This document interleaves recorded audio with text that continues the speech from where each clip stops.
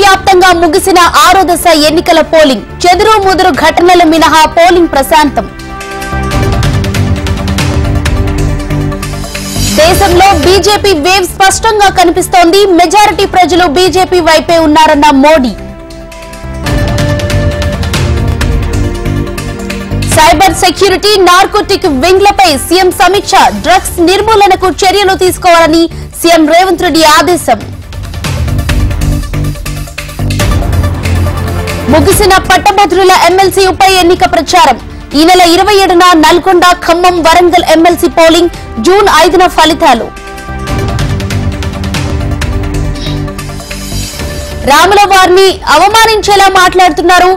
ఒక వర్గానికి కొమ్ము కాస్తే సహించేది లేదన్న బండి సంజయ్. సీఎం రేవంత్ రెడ్డితో సిపిఐ, సిపిఎం, టీజేఎస్ నేతల భేటీ. నల్గొండ, ఖమ్మం, వరంగల్ ఎమ్మెల్సీ ఉప ఎన్నికపై చర్చ.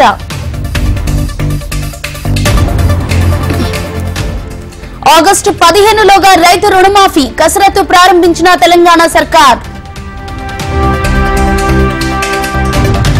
తెలంగాణలో కొత్త ఉద్యోగం ఒక్కటి ఇవ్వలేదు. కాంగ్రెస్, బీజేపీలకు కేటీఆర్ బహిరంగ సభ. పాక్ అణుబాంబులకు భయపడే ప్రసక్తే లేదు. దేశం కోసం పనిచేస్తామన్న అమిత్ షా. మంత్రాలయ రఘువేంద్ర స్వామి వారిని దర్శించుకున్న అన్నామలై. పూర్ణకుంభ స్వాగతం పలికిన ఆలయ అధికారులు.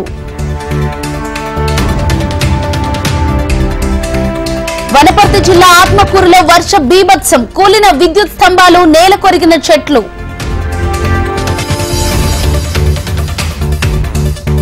మన్యం జిల్లాలో విజృంభిస్తున్న విష జ్వరాలు. మంచం పట్టిన పలు గ్రామాల ప్రజలు.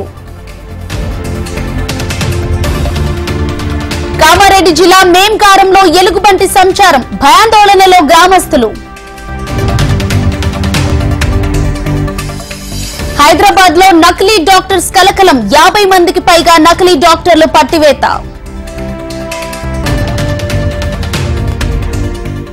తీవ్ర విషాదం మిగిల్చుతున్న చార్ధామ్ యాత్ర. యాత్ర ప్రారంభమైన 15 రోజుల వ్యవధిలోనే 52 మంది భక్తులు మృతి.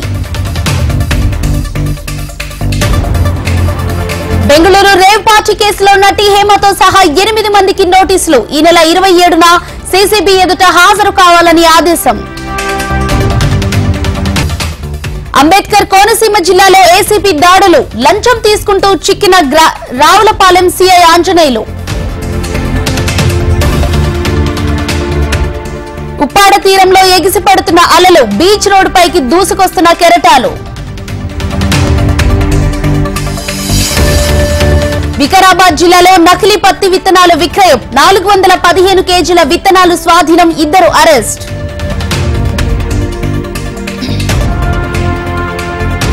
కర్ణాటకలోని ఉడిపి జిల్లాలో 2 వర్గాల మధ్య గ్యాంగ్ వార్. కార్లను వేగంగా నడిపి వ్యక్తులను తొక్కించి హింసాత్మక ఘర్షణ.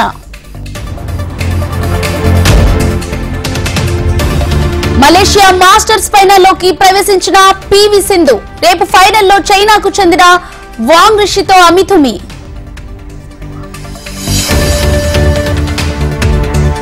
రేపు చెన్నైలో ఐపీఎల్ ఫైనల్ మ్యాచ్.